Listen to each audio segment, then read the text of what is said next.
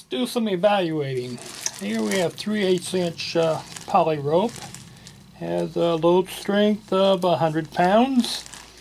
And when you single strand 100 foot of it, it comes out to only be 15 feet long. Crocheting eats up a lot of material, so if you're wanting to shorten ropes, crochet is the way to do it. Here we have just a simple chain stitch. And on the end I usually tie overhand loop just to tie her off. And as always, you know, as previously shown, it comes apart real quick. When you need extra rope, you can get it. So that's just a simple chain stitch. And here's 50 foot. I experimented with cutting her in half and trying to do more rows. And that's a nice convenient way to store 100 foot. And here's another, this is how I like to do it in the car. I put it in the car, and whenever I need to tie a load down, when I go to the lumber yard, just undo this here slip stitch, and then this whole pad just comes right out. It's a nice convenient way to carry stuff. And then I looked at the nylon rope, and it's 100 foot, and it has a load strength of 75 pounds. And I started looking at it as a pad here, and it gives a nice material, nice convenient way to store 100 foot of nylon rope. And I also tried running it in lengths, and this here's the kind of belt you get. And it's a nice way to store it, I believe.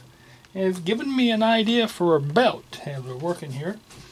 Here's 100 foot of a smaller diameter nylon, and a very convenient way to store 100 foot, and it makes you look at the possibilities for this here, even though it takes up a lot of rope, crocheting does.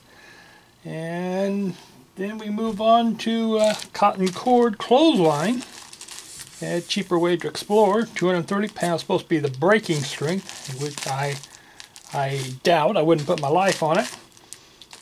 But it makes a nice pad here, and I've used this here when I was having an irritated back. I put it in my small of my back, help stop the pants from rubbing into the spine there on the nerve center, and that was pretty helpful. It helps support the back too. It's a convenient way to store it. Nice thick pad there, and it also makes a nice here it is, 100 foot stitch turned into a belt. And then I started getting ideas of trying to tie it in for a belt, but that never worked out. Then you have smaller diameter cotton clothesline, and this here is supposed to have a breaking strength of 22 pounds. Not enough to really hold bringing stuff home from the lumber yard, but it came in giving ideas for making what I call rope rocks. Here's 20 foot of cord, nice convenient way to store it. For camping, whenever you need to tie things together, you got 20 foot right here, nice easy to get to, easy to undo. And also here's where I explored the belt concept and kind of weaved a little bit of a loop on the end there, but that was too short to work out. But it's an idea to come back to. And here again, I went to a fabric store that was going out of business, and they had nylon pull cords for Venetian blinds, which is a very good survival thing. Here's 10 foot of cord, which is about what you would need to tie a couple of sticks together around the camp. And if you need more, you just tie them together. And this is what that 10 foot stores as. That's what I call a rope rock. And you have different thicknesses. Here's a thinner one from thinner cord from what that is. So it adds some possibilities to look into. And here's the pads. Nylon pad. And then you're starting to see some possibilities for doing something with it. Here's some very cheap paracord that I went ahead and put it into a pad to make it easy for storage. And here again, I just did a chain in order to shorten a length of it. And it's kind of surprising that when you chain it, it seems to resist getting bundled in knots. It's a nice way to store the rope and be able to get it out. Because of the chain, it has a little bit of stretchiness you may want to get used to whenever you go to tie things down. But it's possibilities. And then here's some cheap poly camel cord, 50 foot, you can buy. And here again, whenever you just do the chain stitch to shorten it and still have the end so you can untie it, and like I say, I do these simple slip knots, and once you get to that chain, it just comes right out of there. And it also, even as small as it is, it resists knotting up. Looks like I was trying to open up the wrong end. Here's the finished end. And see, that comes right out to whatever you need, and nice. Then I started exploring the belt possibilities, and kind of a bad design, and that's just making short rows back and forth, and I think that's what that is, to where I don't know if that would work better with a tighter weave or not. And then here it is, a little wider, still going back and forth on the rows, short rows back and forth, because you don't really know how long it is. It has a little bit of a stretch to it, though it's not a solid rope deal. It's got a little sponginess to it. And then here's a little bit wider rows, and starting to firm up a little bit, but still has stretchiness to it. When you get to the cords, they don't have a uniform way of describing the diameter on these. You never really know what you're getting. They vary quite a bit. But as an experiment, here's a short little length here is a pad. Might be okay to put a pot on, some kind of an idea for that. I even used this to put a pad in a bag I carry into the handle. Yeah, but the thin didn't work out too well, but it has some possibilities. And then you get to the thicker, and I found a green and natural. And now this is thick enough that you could probably make a pot holder out of it. So I'm going to explore that idea. And also they have, this here is jute twine is what these others have been. It's a soft material. And this here is sassel rope. And it's more fibrous.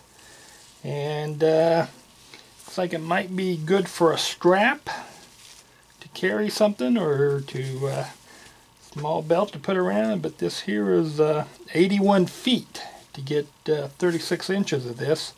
Originally trying to do a belt out of it, but it just didn't, because sassel, whenever they bind it together, it widens and thickens the diameter of the rope, and so that was pretty ugly for a belt. But it has possibilities, and nice and thick, you could probably put a pot on there, but I don't know if I'd want these fibers breaking off and getting in your food. But as a carrying strap, that's something to look into. And now here's the pads. This here's a thicker diameter here. And you see, you're starting, that would really work for a pot pad. To put your pot on, or as a pad to grab the handles. I'm really going to explore it with that thickness. And here again, here's a strap to, like your backpack that you're carrying, and how the small straps dig into your shoulder. Well, you could just weave you crochet a pad and go a little wider, whatever, and just to make sure it holds tight, I just run a single strand over and then run it down and run it back and run it over to hold it on here so it's nice and tight and doesn't move around. But that really looks good for taking load off of straps digging into your shoulders. Conveniently store 50 foot of rope using a chain stitch crochet. 50 foot of rope, fold it in half. Start doing your chain stitch. Bring it in. Bring it in kind of nice and loose. Don't have to be tight. You want to be able to take the rope back apart. And it won't take too long.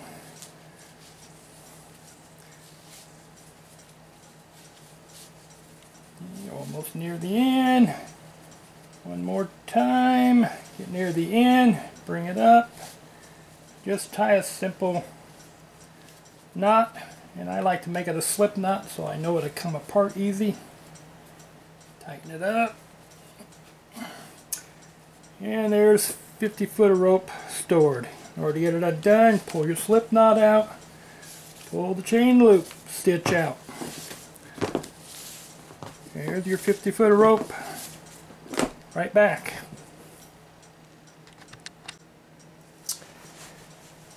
$50 of rope, single strand here, chain stitch for the entire length. That's how much room it takes up. Convenient to undo, just like before. Just pull and it comes right out. 50 foot of rope. Here we do the chain stitch. Make it a little bit loose because we're going to be doing rows after we get our chain stitch on.